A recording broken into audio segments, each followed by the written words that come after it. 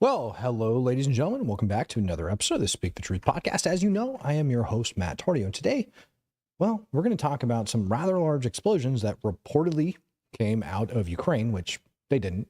Well, I mean, they did. The time frame in which they came out is really the questionable part. And then we're going to we're going to jump over to the Middle East. We're also going to talk about Putin and kind of his backhanded deal that he just came out. You know, I told you guys before that Trump is playing chess and not checkers, and not just regular chess, but like 4D chess. I mean, that man is getting in deep on everything else that's going on over, one, in Iran, two, in Russia, three, you know, with Israel, with the Houthis, and also with China. But I feel like Putin just made a pretty strategic play today. And it's going to be very telling of what's to come, depending on how Zelenskyy ends up answering it. So as we're getting into this, I got to show you guys this video right here. This video is kind of, I don't know, ridiculous. It's making its way around the internet. People are like, holy cow. After I told you guys about the biological weapon that very possibly ended up getting deployed over inside of Ukraine yesterday, people started sharing this video. Uh-oh.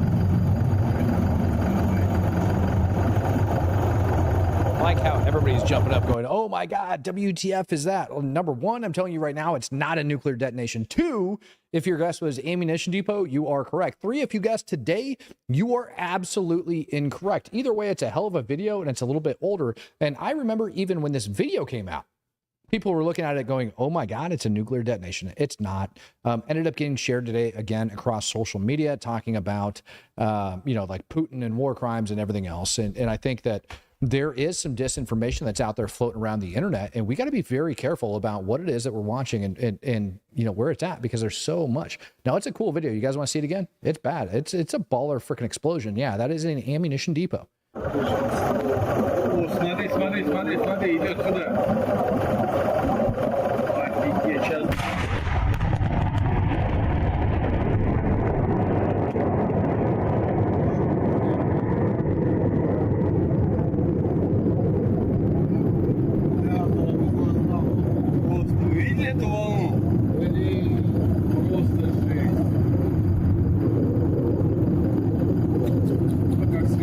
Yep.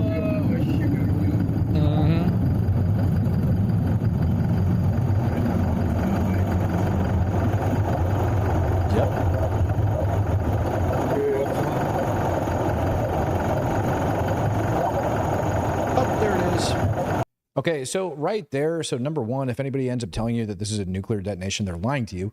And if you haven't been able to tell yet that this is an ammo depot, there is something very key on the screen. Hopefully you guys can notice it and you see it. I really hope, because I built some intellectual, honest, critical thinkers over here on this channel over the last couple of years. So I hope you guys are able to see this and analyze and see exactly why I froze the video where I did. There's two key points that'll let you know that this is something other than a nuclear detonation. One is that nuclear detonations are going to 99% of the time end up being airburst munitions. Number two, what you end up seeing is a secondary blasts that are taking place throughout the video. Where I paused it right here, and I'm going to circle it on the screen, you can actually see some munitions that are cooking off and floating around over there. So you get two main freaking like glows that are coming out of that sucker.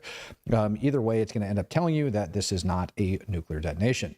Now, reports that I'm getting coming out of Ukraine following last night's, I don't want to say this debacle when it came to whether or not the biological weapon, or excuse me, chemical weapon ended up taking attack with the blister agents. Well, I'll tell you that as far as I'm concerned, from everything that I've heard so far, and I'm just waiting on the documented evidence that, yeah, it took place.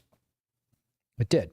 For some reason, there's something that's taking place over inside of Ukraine right now where people are like scared to actually bring this up, talk about it, pretend like it actually happened, real, whatever. So working right now on getting those videos out of there. Trying to get them. And I'm not going to tell you where they're coming from, just trying to get them. And it's building the trust with the individual that actually has them to be able to get them. And I want them because I want to be able to pin this shit on Russia once and for all. 350. Oh, you know what? Before I even get in that portion, we need to talk about Putin's dumbass. Because Putin did something absolutely freaking nuts the other day, as far as I'm concerned. Putin did. We got the deal. Putin wants peace. Ladies and gentlemen, I don't know if you guys know this or not. Putin wants peace. Putin comes out and he says, you know what? I want peace. I want to welcome Blip to becoming a true supporter and Jerry Frank to becoming a true supporter. Good to have you guys both on board. Now, Putin claims that he wants peace. That's what he said today. But the way in which he wants it is kind of on his own terms. Putin doesn't want peace like most regular human beings that realize that they broke a bunch of laws and invaded another country, ended up murdering a crap ton of people, got an international warrant out for their arrest for human trafficking and several other things. No, Putin wants Ukraine to give up all of Crimea and pretty much every single chunk of territory that they currently occupy over inside of Ukraine. In return, Zelenskyy gets peace. That's Putin's deal right now. That's it. That's what Putin's coming out with. So at least that's the word on the street. But Putin did come out and say, listen, if you guys, if you want peace, we'll give you peace. But this is where I'm at. Now, in just a couple days here, Zelenskyy is scheduled to meet up with a bunch of like international folks, and they're supposed to be drafting up his idea for peace, and they're going to send that forward to Russia. And depending on what Russia says, that's going to determine whether or not we're going to have peace. And on top of all of that, we heard the Secretary of State, Marco Rubio, just less than a week ago, 5 days ago, ended up saying that we're running out of time. We're not talking about weeks. We're not talking about months. We're talking about a matter of days before this needs to go off. And I think the reason he's doing that is because of everything that's about to go down in the Middle East. Orderly chaos coming in. He says, hello, family. There's a request on the announcements. Let's get their car back on the road, please. Check out the post. So if you guys are over in the Discord, if you are a true supporter, yeah, get in there. Go check out those announcements, and we'll go check it out here in a minute as soon as we get done with all this. It's absolute madness. Like, literally, Putin is declaring that, you know what, Ukraine, we're willing to come to the negotiating table and we're willing to want peace. And all of this is coming as we're staging all the way around the Middle East. And something happened today as well. Check this out. Let me get this article up. Remember how I talked to you guys about what's taking place in the Red Sea and how all of this is going to end up like impacting Russia and why it's a big deal to them? Exclusive. Russia cuts 2025 energy export income estimated by 15%. Now, that is just a tiny, tiny portion of what's about to come. Already, with the oil prices dropping, their budget estimated cuts by 15%. Now, I told you, all right, that 50% of the oil that's going through the Suez Canal ends up going directly over to Russia, and that's going to impact their ability to wage war. Estimates that I ended up putting said it's going to be about 30% of their expendable budget for this year. 30% of Russia's expendable budget is going to be impacted by us reopening the Red Sea, which means their ability to fund the war inside of Ukraine is going to be diminished. That's a very big deal, ladies and gentlemen. It's a huge, huge deal. Huge, huge deal. And this is all coming on the eve. Well, yeah, I would say the eve after. Probably not the right technical term. This is all coming after Putin and Iran ended up signing the deal that allows Iran to have a peaceful nuclear energy program. That's a tiny portion of it. Peaceful nuclear energy program, allegedly peaceful. But this peaceful nuclear energy program that Putin's claiming, you guys can't see me. Let me fix that. Let me get that up on your screen. This peaceful nuclear energy program that Putin's talking about here in this document, well, it's not just peaceful nuclear energy. It also ends up developing an entire new banking system. And this banking system is what's going to allow Putin and the Ayatollah to send money back and forth amongst each other. It's going to allow them to avoid international sanctions. And this, to me, goes right back to directly impacting the U.S. dollar. This, in my opinion, is a test run for the things that's next to come, because once they get this banking system down to where sanctions can't impact them, that it's not going to affect them, then the next thing to come is going to be getting more BRICS nations on. And once everybody starts playing games and everybody starts jumping on it, then the U.S. doesn't matter. Pants check? Are you really pants checking me right now? There's no way you're pants checking me right now. Yes, I have pants on. All of my pants are on. You son of a...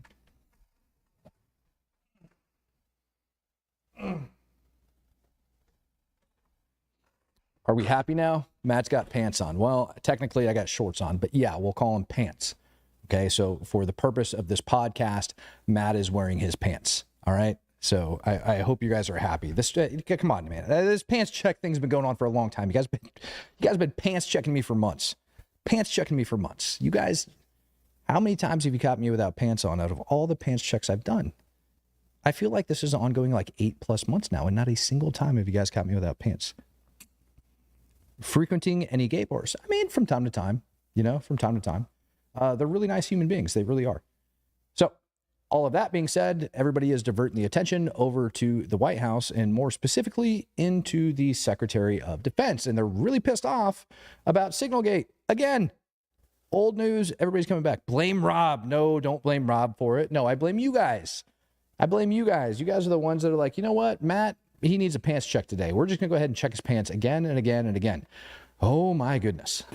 When you dismiss people who you believe are leaking classified information, and again, the investigation is ongoing and that will take time, and when the evidence produced, it will go to DOJ, why would it surprise anybody, Brian, if those very same people keep leaking to the very same reporters whatever information they think they can have to try to sabotage the agenda of the president or the secretary? So once a leaker, always a leaker. Often a leaker. And so we looked for leakers because we take it very seriously. And we will do the investigation. Right. And if those people are exonerated, fantastic. We don't think, based on what we understand, that it's going to be a good day for a number of those individuals because of what was found in the investigation. So if they want to keep leaking and pushing and peddling things that try to sabotage the president's agenda, that's unfortunate. But that's how leaking works in this town. We're focused on recruiting, on rooting out DEI, on securing our southwest border, on the president's agenda, and it's going very well at the Pentagon, and I'm proud of it. Oh, Brandon Crook says, don't forget about our signal chat about our morning schedule tomorrow being changed. G74 classified. Thanks, Matt. First of all, it's G14 classified. Everybody knows that is the highest classification level on Signal is G14 classified. So, no, I didn't forget about it. Tom B, a.k.a. Bone, says, that's not true. We did catch you one time whenever I was on the show. You kind of had an accent. Oh, well, that was a different story, man. We're not talking about that. That was a different story. We're not talking about that. We're not going to bring up old stuff, Tom. No. Or yeah, Tom, nope, we're not bringing up old stuff. Nope, absolutely not. Nope. Well, as apparently there was a new signal chat leak in case you guys haven't heard about it. Benjamin Netanyahu allegedly ended up having a good conversation with Donald Trump today. Immediately afterwards, the notes of their signal chat afterwards were leaked out, and I happen to have exclusive insight onto what those notes look like right up here on your screen. As you can see here, you have the Iranian flag right in the middle, surrounded by a bunch of bombs. And I do believe this is what the signal chat actually looked like. Throwing that out there. I mean, did that actually happen? No. If it was to be leaked, I have a feeling this is what their notes of the phone call would have looked like, right? Anyways, this is what Donald Trump had to say about it. I have spoken to Prime Minister of Israel, Bibi Netanyahu, relative to numerous subjects, including trade, Iran, etc. The call went very well. We are on the same side of every issue. Now, that to me is extremely important. Oh, here we go again. Super chats coming in. Jernigan Inc. My 8-year-old run ruled Weatherford, Oklahoma tonight.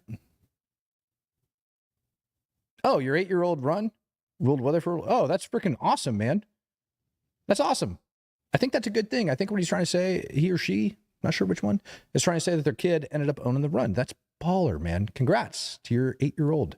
That's amazing. I love it when kids just like achieve and kick butt, and that you're so proud that you actually come on here, because kids aren't getting enough praise from the parents these days. That's half the dang problem in this world, in my opinion. So why do I think that's an amazing thing?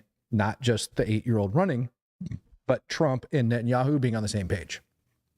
Because of all of the things in the world, I do not see Benjamin Netanyahu bending to Iran having any sort of nuclear capability. Netanyahu came out, 2 weeks ago? Week and a half ago, saying that the Biden administration actually tried to stop him and did stop him from bombing Iran. That's wild to me that Netanyahu actually ended up calling him out. Who's saying it's fake? Trump is a traitor. Fake? No, that's real. It's a very real thing. Trump ended up putting that out today. They're on the same page with Iran. They're going after him. Sky God coming in, gifting out 20 Speak the Truth memberships. Greatly appreciate you, brother. So if they're on the same page as Iran, and we know that Benjamin Netanyahu wants to bomb the living hell of Iran, rumors for a very long time now have been coming out saying that Israel has intelligence that Iran is going back on their deal and that they're lying about it. We have no reason to believe otherwise, other than we need to bomb the living crap out of them. And with the amount of hardware in the Middle East and these new announcements coming out from the Trump administration, it seems to me like that's going to happen. Seems to me like we got enough stuff freaking on the table to make that happen. We had numerous lift flights going in and out of Israel today. I think it was 8, if I remember right, cargo aircraft delivering weapons, munitions, and equipment. We also continued up bombing over inside of Gaza. I was looking at the channels today across all of the little freaking Palestinian networks, and all of them are saying that Israel continues to ramp up bombings. I even saw people over inside Israel saying that there was a lot of fast movers flying overhead. Rumors that Israel was heading out to go freaking bomb Iran was taking place tonight. That's how relentless those strikes are inside of Gaza right now, and that is also a huge sign of what's to come when we start talking about the amount of firepower that's being moved into the Middle East. So I'm giving this assessment 7 to 10 days, somewhere in there. Now we're getting closer to 7, but it's going to happen. Do I think these peace talks are going to go good with Russia and Ukraine? Absolutely not. But it's going to take patience. If you guys remember last year when I was talking to you and I said, hey, listen, Israel is going to have to go into Rafah. There's no way they can't go in there. It's going to happen. 2 years ago, seems like now. I was telling you guys that you have to pay attention to the political standpoint on all of these things because they're going to depict what's to come. And that still remains true to this day.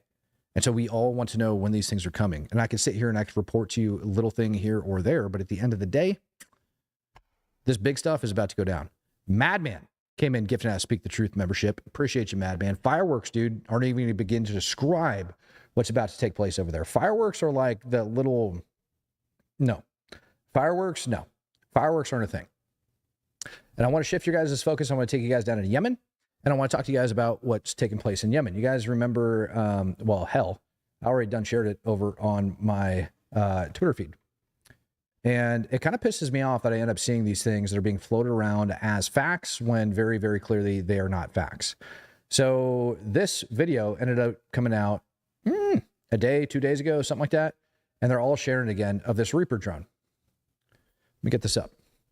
So they're all sharing this video of this Reaper drone. There's a lot of people talking about how many drones the Houthis have claimed they've downed and how much money and everything else that they're claiming, right? So number one, I want to show you this.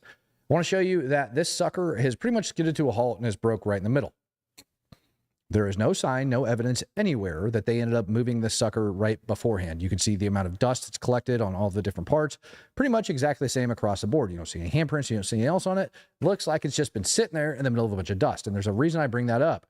Because, and oh, here's some other damage right up here towards the front of it, right? Whatever. Wires hanging out. Got it. There's a Reaper. Now, the reason I bring that up is because that video, I was like, is it the same? Like, it looks familiar. Well, I went and I did some digging today because what do you know? The Houthis lie. What do you know? The Houthis lie. Here is, in my opinion, the exact same drone from last year. And you can see where it's split right over here out towards the tail. And you can see where it's split right up over here out towards the front with all of the dust and everything else sitting on the wings. People are coming out and saying it's a brand new drone. And there's something very interesting about this. Ancient aliens? No. It's not ancient aliens. It looks like it came down controlled. Bingo. Thank you. Thank you, thank you, thank you. And this is not the first one I've seen this way. I've seen several of these suckers that are being downed over there, and it looks like they're just kind of like repurposing the video footage. This is a picture from a different angle. That's all this is. It's a picture from a different angle. And let me check the date on this. I want to make sure I got the right date. Yeah, May 29th, 2024. It's almost a year old is when that sucker ended up going down. So almost a year old. It was a control drop. No! I brought this up to you guys before.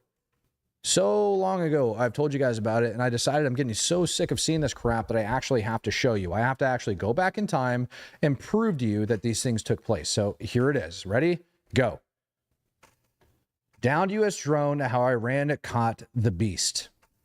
This article, there's another one from 2019. This one is from 2011, December 9th, 2011. Maybe I'm just getting too damn old right now to remember when this actually occurred. December 2011. And again, you look at it and it's in perfectly good shape. When this thing first came out, they had it displayed, I remember, over on the airfield. Talking about a multi-million-dollar drone. Iran is pushing the propaganda advantage after showing it captured an intact U.S. stealth drone on a spy mission 140 miles inside of Iran. Hours after Iran state TV displayed the cream-colored American Batwing RQ-170 Sentinel drone, its undercarriage hidden by banners of a U.S. flag with stars, blah, blah, blah, blah, blah. Here's where it gets interesting.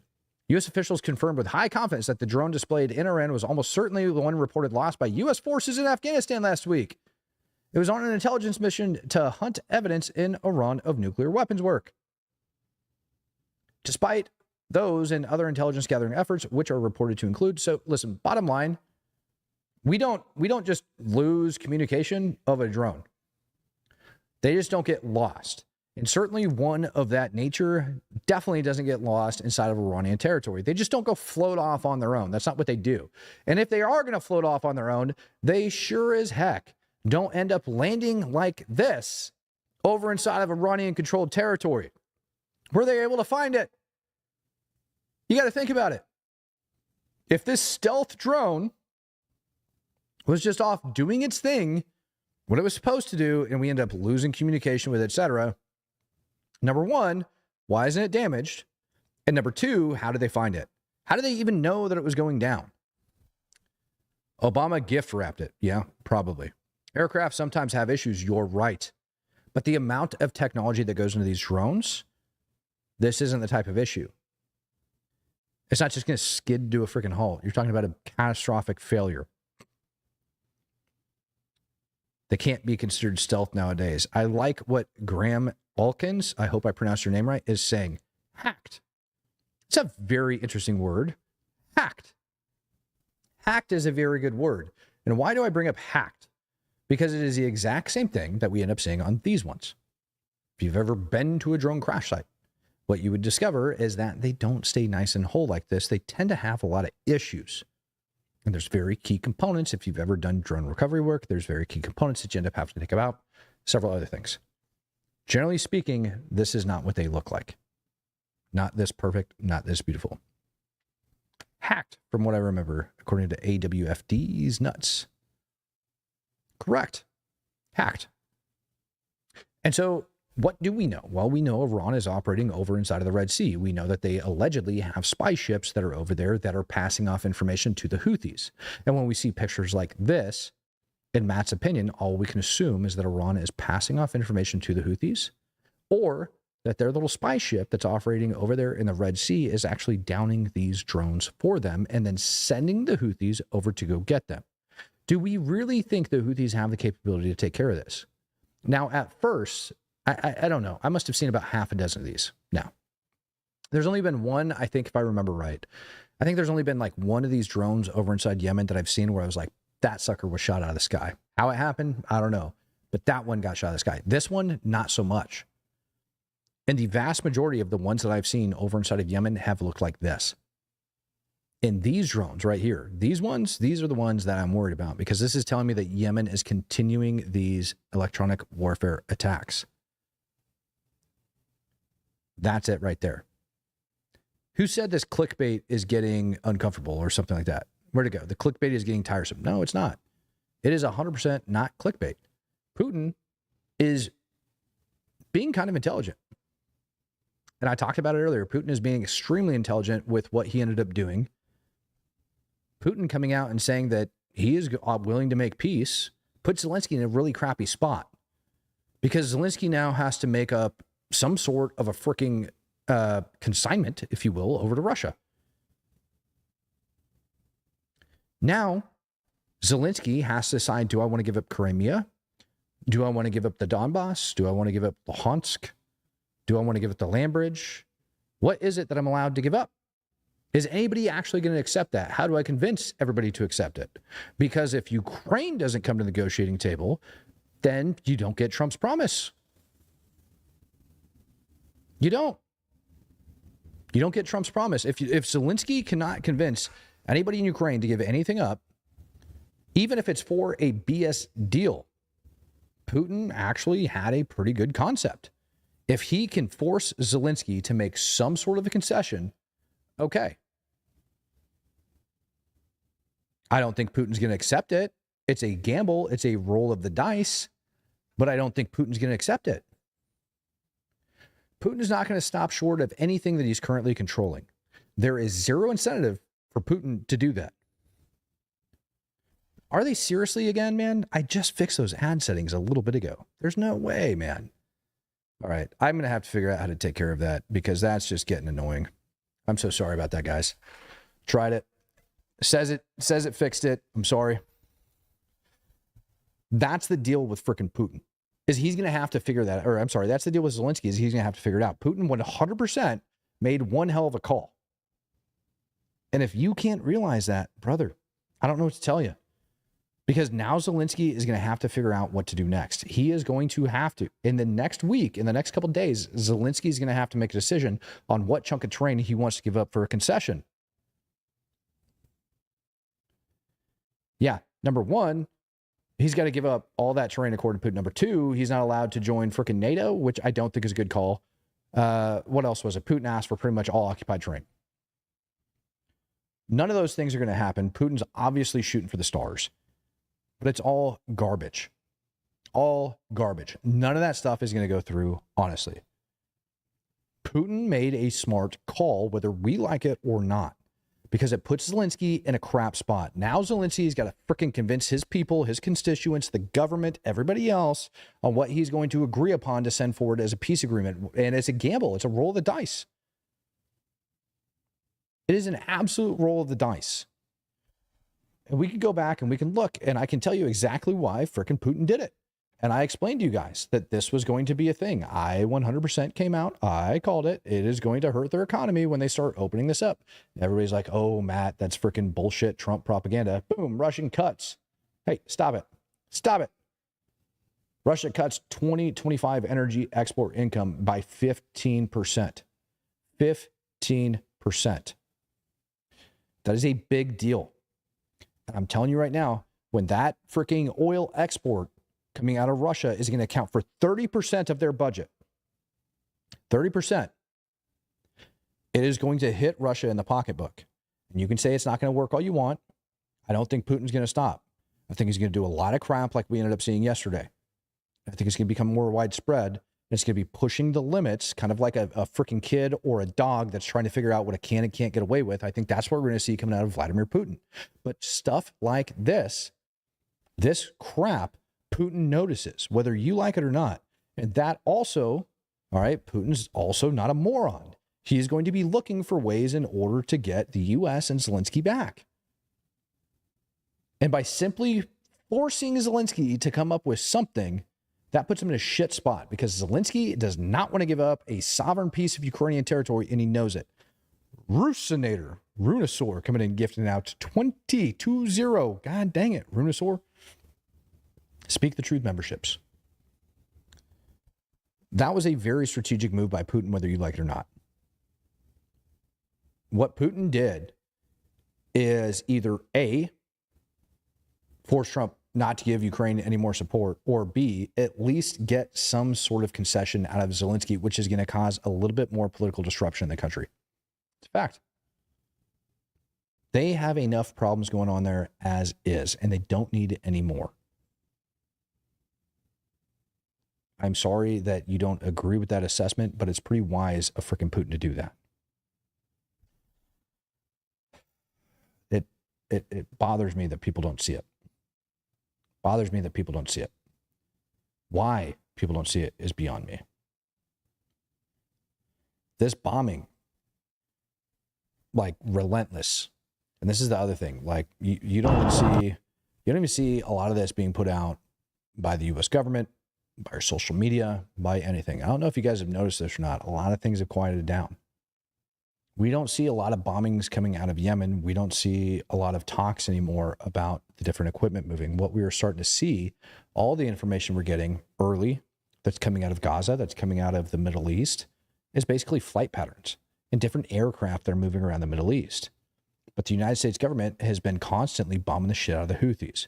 I was listening to people earlier that were talking about whether or not the U.S. was testing its B-2s and freaking different bombs and everything else like that. Like the amount of like thinking that's going into all this.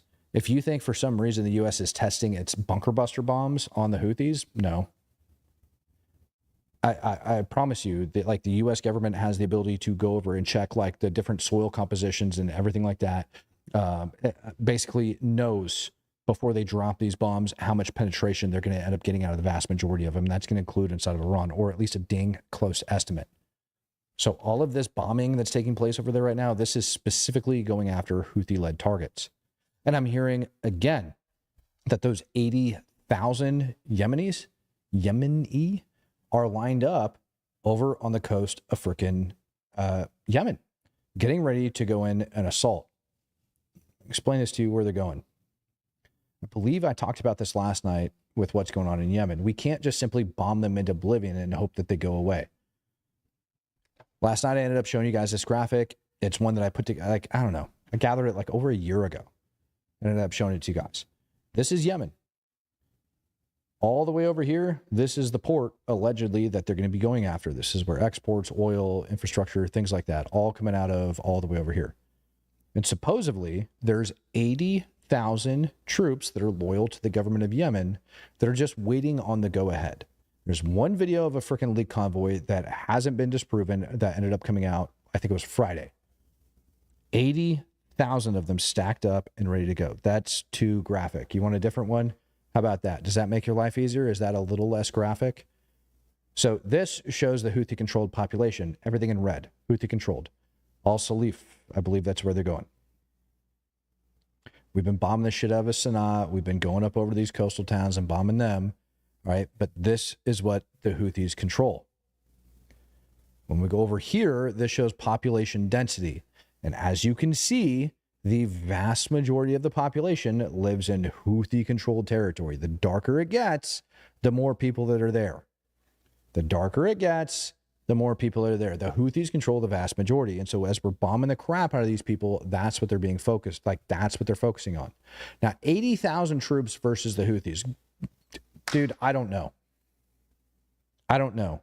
But supposedly, the amount of air support and everything that's moving in there, they're going to be able to back them up. We got the different AWACS systems that moved over there. We've got like different airframes basically that can end up controlling all of these different maneuver well, not maneuver, but fires elements that are taking place. Right, C2 nodes, command and control, all of that crap, airframes that can control the air, detect different things that are going in. All of that stuff has been moved in the Middle East. And so this is staged and ready to go.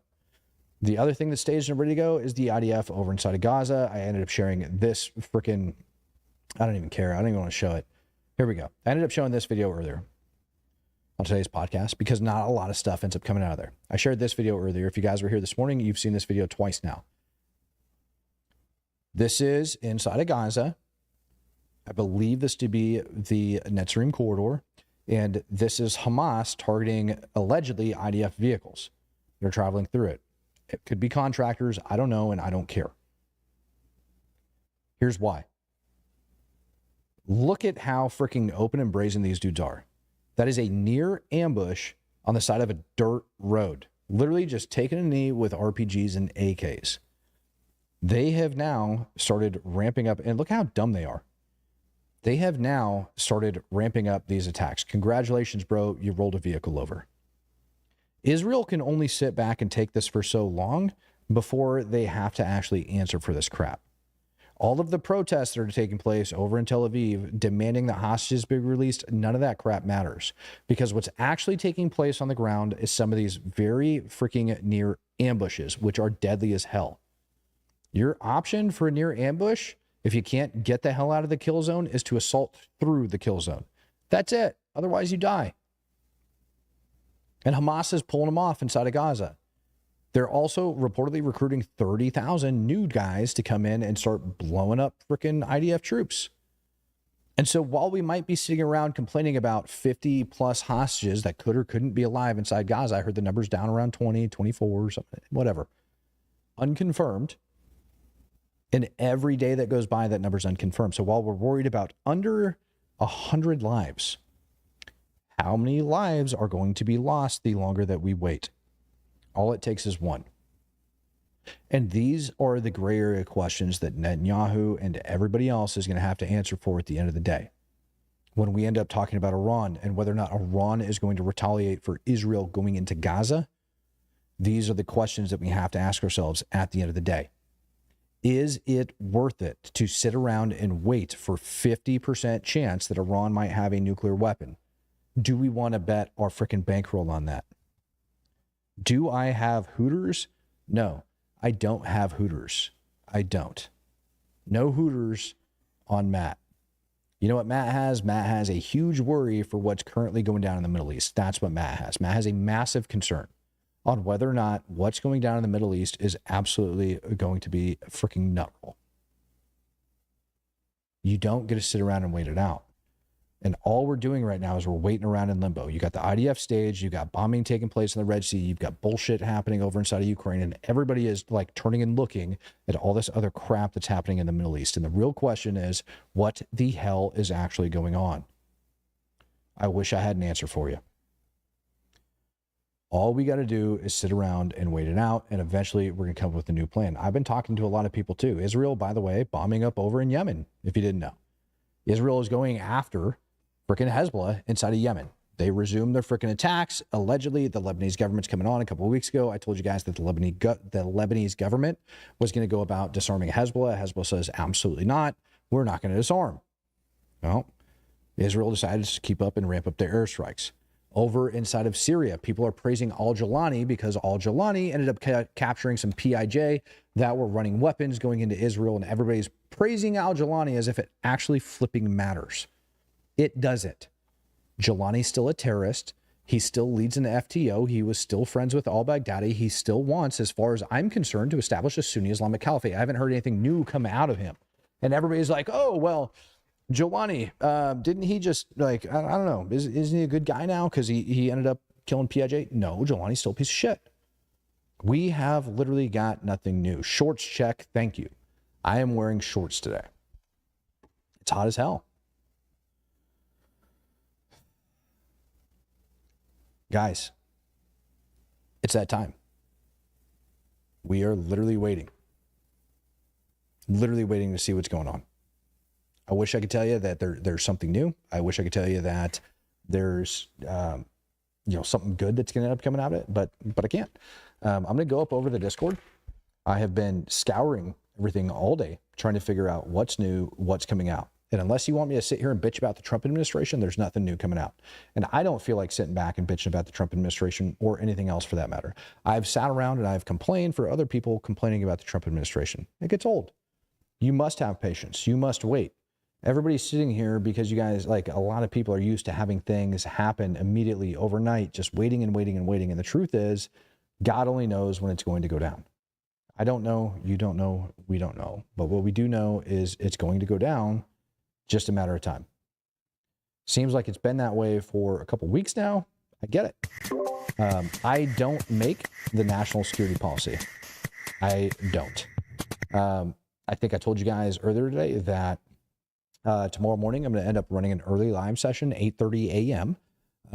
And I should be off by about 9:30 a.m. Central Standard Time. I've got two different news interviews that I got to do with I-24, and then another one to do with Real America's Voice before that. So doing my best to get all of this stuff kicked out for you guys. Yeah. All right. Moving over to the Discord. Let's see who jumps in. If you guys got questions, I'd love to talk to you about them. Love to answer them. Not a lot of questions came out in this morning's live session, likely because there's not a lot going on in the news, but it's still great to see about 1,800 of y'all in here chilling with me tonight as we are waiting for all of this to come out.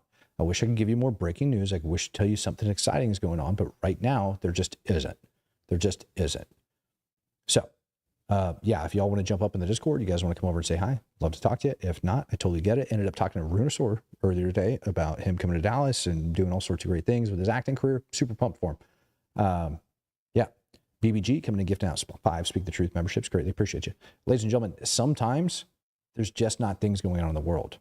And instead of me sitting here and filling you full of fluff and bullshit and trying to create false controversies, I'm just going to let you know that's where it's at. That's just how it goes. Rossinator, what's up, brother? What's up, man? So I just found out through my source, North Israel is getting bombed at right now. There was a ballistic missile launch that took place over on Israel. Was there a new one that ended up going down? I don't think so, but they're all in red alert right now in the bombshells shelters right now. What I saw right before I came on was there was a ballistic missile launch by the Houthis, but they ended up blasting it out of the sky. So it's kind of one of those no worries situations. Yeah, and then 8 Air Force heavy transportation planes just landed in Israel. Yeah, that's those lift aircraft have been pouring in over the last 48. And so we have so much equipment that's moved into Israel. I don't know if it's for Israel in order to bomb Gaza or for Israel to join the United States and going after Iran. It's going to be interesting because honestly, I think people are saying that World War III is already happening, and I'm like, no, it's not. It's not going to happen anytime soon. And you might get a laugh at this, but people are trying to say that JD Vance killed the Pope like 2 days ago or something like that. I mean, I get that though. Like that I can find funny. Like he did shake his hand. That happened. And he wished him good health. It didn't age well, but he did it. Did he kill the Pope? Absolutely not. JD Vance did not kill the Pope. And anybody that's alleging that is a freaking nut job. No, he didn't. But if he met with Putin tomorrow, I wouldn't be upset. I wouldn't either. And with all the people that are saying like this is clickbait and we should not care, you should care because it's gonna happen anytime soon, maybe. Hopefully not, but it will come to the West or to the United States, and we need to be on our toes. Yep, 100%. Absolutely. I'm with you, brother. All right. Thanks, man. Yeah, of course, man. Who was in here after him? Death Rides, I want to say, was the next one that was in the shoot. I believe so. Hey. What's up, bud? How's it going, Matt? Goes good. All right, good. So my question for you is this. Europe, I know, is weak right now with a lot of their militaries. Britain, Germany, France are all having military problems. Mm-hmm. But considering what Ukraine's done with just the help of physical goods, essentially, and some intel or whatever, if Europe teamed up and said, we'll handle Russia, you worry about Iran and China, like Europe should be able to push them over the top, don't you think? Am I way off base with this? I feel like we shouldn't have to worry about Russia and Ukraine. The Europeans should be able to handle that. We could help them with the nuclear umbrella, the Article 5 and all that, but shouldn't they be able to handle Russia? Should they be able to handle Russia, or will they handle Russia? These are two entirely different questions. Should they be able to? Sure. Will they be able to? Hell flippin' no. You want an honest answer? That would be an honest answer. And here's why I say it. Who's leading the charge for NATO in the frickin' EU on the war over in Ukraine? French President Macron. Poland? No, it's not even. It's the French. It's a flippin' French. And the French president is also the same knucklehead that ordered his freaking what do you call it? Not destroyer, carrier out of the Red Sea after we decided we're going to bomb the shit out of the Houthis. And he's also the same wuss that went into freaking Cairo and decided that he would sympathize with fat Palestinians trying to gaslight the world and tell them that they're starving. Yeah, do you Macron's really think they're going to put dummy. Russia in check? Yeah. I have zero faith. How much of the world can we cover? I know we're the dominant military force, but can we be helping Israel with Iran, fighting Russia in Ukraine, and help Taiwan if China decides it's go time? Well, I don't think China. I mean, that's a lot of. Yeah, valid questions. Can we be spread out all over there? No. And that's why I said worst case scenario. And when I say can we be spread all over there, it doesn't mean like can we be there. There's a lot more to war than putting boots on the ground. Putting bullets in rifles also matters. And when we're moving Patriot freaking battalions out of PACOM into CENTCOM, when Joe Biden tells the world that we're out of 155 shells, so we got to send Ukraine clutch munitions, when we end up moving a bunch of freaking stockpiles into the Middle East from God only knows where just to bomb the crap out of the Houthis in Iran, I would hope that the U.S. government has enough supplies of all of these different things to take care of it. But that only lasts so long. The question isn't, do we have the ability to project ourselves for a short period of time? It's, do we have the ability to project ourselves for a long period of time across those different AORs? I don't think we do. That's my concern. I would agree with that. Right. And so I think right. And I think that is why we are now seeing going after Russia in a different manner than militarily, than being open and being like, you know what, Russia, eat a wiener. You know, we're going to go after the supply routes. We're going to go after the freaking money, and we're going to start taking care of that stuff. Okay. All right. Well, I appreciate it, Matt. Thank you. It's not the best answer. It's the only one that I can come up with for why we're doing what we're doing, brother. I'm sorry. It's, I mean, it's I literally appreciate what's your out there. opinion. I appreciate your opinion, even if it's not what I want to hear. What were you hoping for? Truth. Out of curiosity. I mean, obviously, out of curiosity, I'd like you to say we got everything covered that we need, and you know, we can make the world a better place with a magic wand. I know it's unrealistic, you know, but I want to think everything's going to work out well. We do have enough munitions to make the world a better place. I just don't think anybody likes the idea of us using nukes. Yeah. Throwing that out there. Yeah, that's a tough one. I mean, for some it, people, yeah. Take care, brother. Who we got up next? That's fine. Hey, as a long-time listener, since the very beginning of the Ukraine war. Good. But anyway, man, thanks for the good job you do. And I was mulling this over for a few days, how there's a shock factor when people see what true war is. Mm-hmm.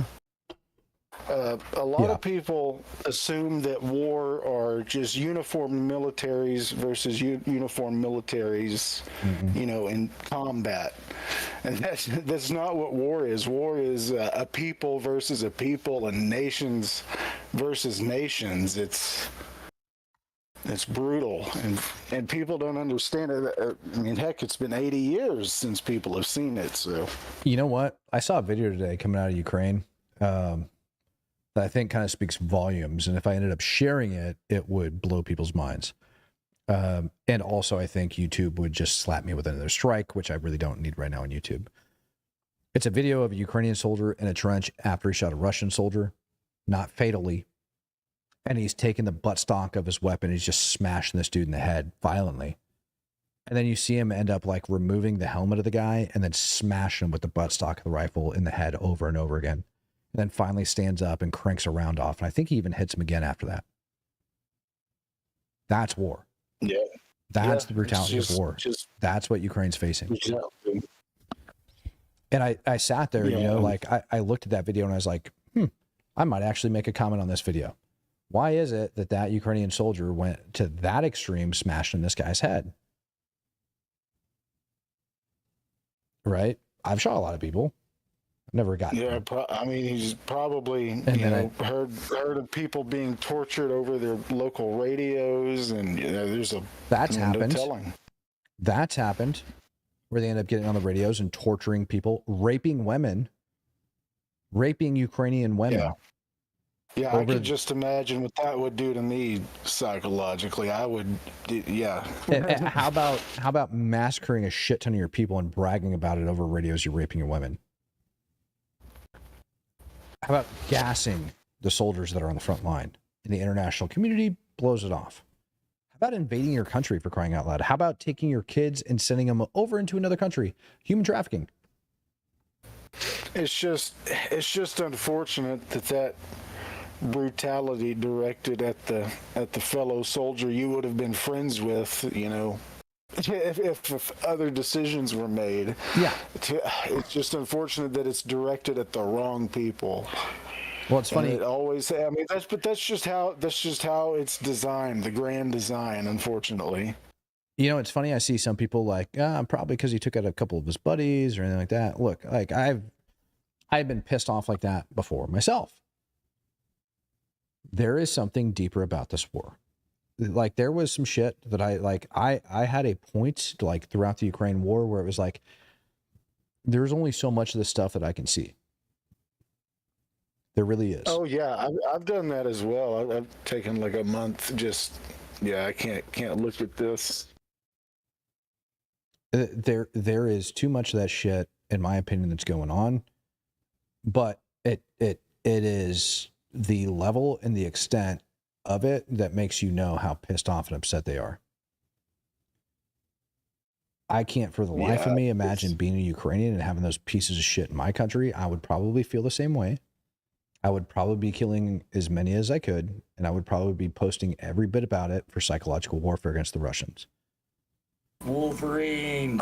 Wolverines. You know what really pisses me off today is how so many people shit on Zelenskyy, and I wasn't born yesterday. I remember when the cruise missiles started raining in Ukraine. I remember watching all of those live. You remember the live stream cameras that were up just all over the place, and you could just watch. You could just see these Russian, BTGs just stacked up rolling in, and Zelenskyy made the decision to die in Kyiv. Yes, he I did. don't know how many world leaders that haven't fled their country at like the drop of a hat. It's really unprecedented since I've been alive. There was women that were like losing their crap over Zelenskyy when all that happened. I don't know. It's like People have such short memories. Correct. Maybe it has something to do with the social media programming. Correct. Combination. Perfect example. Remember, everyone used to brag about how Zelenskyy didn't wear a suit and wore his fatigues because that's what his soldiers had to wear. And then JD Vance around and, why aren't you in a suit? This was like a whole thing for years that like he doesn't wear a suit. Right. Yeah, and I can understand an argument of due to financial constraints not funding the war, but I just don't get the trash talking of Zelenskyy. It's unwarranted. I think it's the bigger game. Think poker. If you're not bluffing everyone at the table, are you really playing? That's kind of the way I've seen it. We're kind of having to do right now is social media is making it where instead of writing letters in secret where only their cabinet reads it, they're on Twitter shitposting each other. Well, there's crap posting. There's crap posting, but there's also like outward facing versus actions. Like I had pointed this crap out before. I actually got the dollar figure off of it. Allegedly, we were talking about $300 billion that we'd spent on Ukraine. Then the Trump admin reduces down to estimated $100 billion. And estimated money going to Ukraine was like 184.6 or some crap like that, that has been allocated. So that means if the Trump admin says that, we've only spent 100 billion, then there's 84 billion plus that needs to continue to go into Ukraine. That has been allocated by law, mandated by law, must spend. That's a big deal. Man, this would have gone way different if we would have just opened the floodgates of supplies like month one. Matt, how much of that supplies do you think is tied up on the fact that they're now doing a full 8-week spin up on troops, mechanized infantry, and they're waiting on troops to be trained up to deliver the supplies, and the supplies are just kind of sitting there waiting? There is a difference between having infantrymen and having vehicles for the infantrymen to ride in versus having good infantrymen and good vehicles and actual combined arms battalions and combined arms units. My issue is not that they're going to have them, it's that they're not going to be as proficient. Russia's relying vastly on numbers. That's what Russia is relying on. Ukraine, on the other hand, has been working with NATO for a really long time, getting a lot of different training. And the NATO doctrine, excuse me, I can't talk tonight. The NATO doctrine, right, calls for combined arms efforts. And when you have troops that are jumping on all of these different armored vehicles that need to work with like priorities of fire and freaking air power and everything else, but the troops on the ground aren't as proficient in those vehicles, then it's no good. So my concern is that they're rushing to get all of these things in and rushing to get all of this crap done, when reality is quality is more important than quantity, but you have to have a certain amount of quality to hold the line. You have to have a certain amount of quantity to hold the line. Once you have that quality and quantity, train the crap out of your freaking people and then start knocking out what you need to do. So when I hear about that type of stuff and I see that type of stuff, it's the same crap I've been hearing for a long period of time. The issue is training. The issue is getting it there to go. I can give them the most advanced freaking, tank, but if it's employed in the wrong way, it's just going to get blown up in the first day. You know what I mean?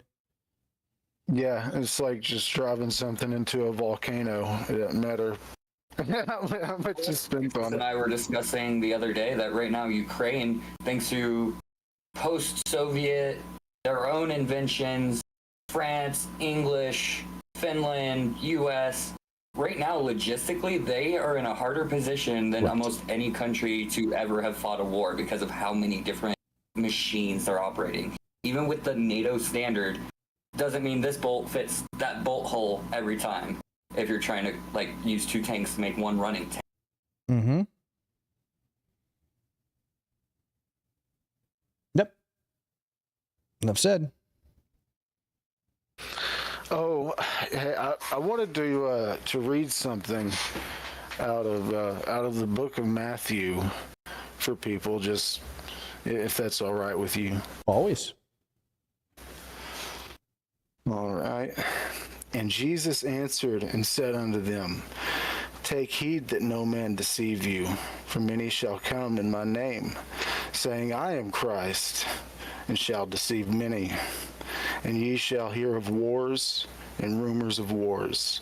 See that ye be not troubled, for all these things must come to pass, but the end is not yet. For nation shall rise against nation, and kingdom against kingdom, and there shall be famines and pestilence and earthquakes in diverse places. All these things are the beginning of sorrows. Then shall they deliver you up to be afflicted, and shall kill you, and ye shall be hated of all nations for my name's sake. It's just such powerful scripture. Yeah, and if you were to go line by line, earthquakes all across Iran, famine, complaints over in Gaza, nation against nation currently taking place. I mean, all of these things are happening. I mean, the famine that we don't hear about in North Korea and Africa and so many. So much of it's going on right now. When are we allowed to start calling Russia, Iran, China, North Korea, and their buddies the Axis powers? Say that again, brother? When are we allowed to start calling China, Russia, Iran, and their little North Korea buddy system they've got going on the Axis powers? Yesterday. They kind of gave themselves that moniker. They call it the Axis of Resistance, but the Axis, they threw that in there. They thought that was a good idea. Yeah. If you want to add some humor to the episode, I sent you a fat electrician video of the last time Iran decided to FAFO. Yeah. You know, if you do a live react, I think people would love that, especially since you are military and could actually give an explanation on what's going on. Where did you send it to me? It's just in this True Supporter live chat. Oh, it's in the live chat? Perfect.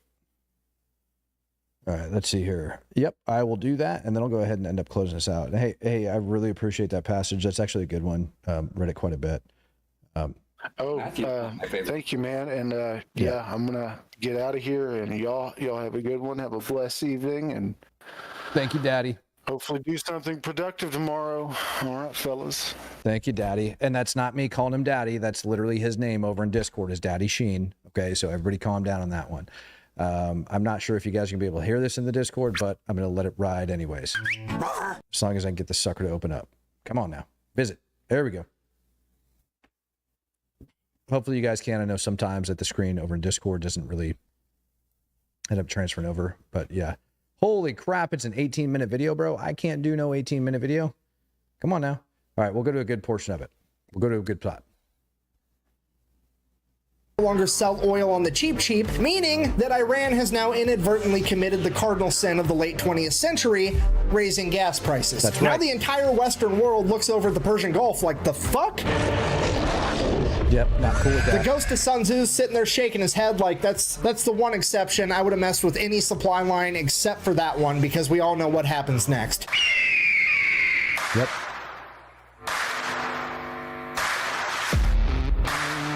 Yeah, America then proceeds to assemble the largest naval convoy operation since World War II, send them into the Persian Gulf to protect Kuwaiti oil tankers. It is at this moment that Iran should have been like, well, that's unfortunate, time to figure out plan B because this obviously is not going to work out. However, they decide that they're going to double down. What they're going to do is they're going to take a bunch of magnetic underwater mines and they're just going to spread them out all over the Persian Gulf in international waters, and that's not going to have any consequences. Yes, it at is. all. So fast forward, April 14th, 1988, the USS Samuel B. Roberts, a guided missile frigate, which is basically brand new at this point, this is like its first big operation, is out there escorting a Kuwaiti oil tanker, and it runs into a minefield, hits a mine, blows up the keel of the ship. The keel is this bottom part right here. It like supports and stabilizes the structure of the entire ship, and it gets blown completely in half. At this point, the only thing holding this boat together is the actual deck. 1 second, everything's fine. The next second, there's a 15-foot wide hole in the bottom of your ship. Everything's on fire and water is rushing in. The USS Samuel B. Roberts took on half of its weight in water in the first minute. This is a catastrophic amount of damage that would sink 99% of ships, but as fate would have it, the America sends in an underwater crew, figure out what happened. They find the remnants of the mine. They check out the other mines. Yep, they're Iranian. At this point, now somebody has to inform the president because this is a big deal. And the president at this point in time is, let me check my notes, fucking Ronald Reagan. Fully scaring off any stragglers. And it is at this point that some Iranian military member decides that he is going to audition to be the main character of this story because he hops on a 23mm anti-aircraft gun and opens fire on Bravo Group. And without skipping a beat, one of the 5-inch guns on one of the destroyers just goes poof, and just fucking direct hit smokes this dude. Barely touches the rest of the oil rig. This guy, definitely not the main character, but the silver lining, he and I don't even have to finish watching the video. Iran got his shit pushed in. That's what happened because they're playing stupid games. Am I right or am I right? Yeah, I believe I'm right. Yeah, that is best way to describe it, and that's why it's funny watching them try to do this again. Is 8 hours without actively trying, we sunk half their navy. What's going to happen when we actively try? What's going to happen when we actively try is exactly what I just described. And it's going to go down, and it's going to go down very hard. The United States government, while we might screw around, our military, while I might make fun of them from time to time, has a very strong presence over there, and we're going to end up crushing them. So I don't think Iran's going to want that smoke, and we'll see what ends up happening. There's always a possibility that there is a random peace deal that ends up coming out of this. But nobody is going to be around to enforce it. The IAEA hasn't been able to enforce the NPT. The only other option really that we have to go in there is going to be Russia. It's not like they're going to allow Israel to go do it. It's not like Iraq is going to go do it. Russia. And we're not on very good terms with them. So we'll see what happens. All right, guys. You trust Russia to go in and try doing it when we can't trust them to even hold a 1 day or a 1 weekend ceasefire? Sure we can. Sure we can. Sure we can. On Easter. Were you not listening to the news? They did amazing things on Easter. Yeah, right. All right, guys. I'm gonna get my butt to bed. I gotta wake up early for those interviews and whatnot. I love you guys. I appreciate everything that you guys have done. So appreciate y'all jumping up over to the Discord. And I'll see you guys tomorrow morning, bright and early. I'm gonna get that live session up at 8:30 a.m. That way we're good to go. I'll see you guys then. Appreciate you guys. Appreciate everybody up over in the chat, and I'll see you guys tomorrow morning. All right, ladies and gentlemen, up over here on YouTube, peace, love.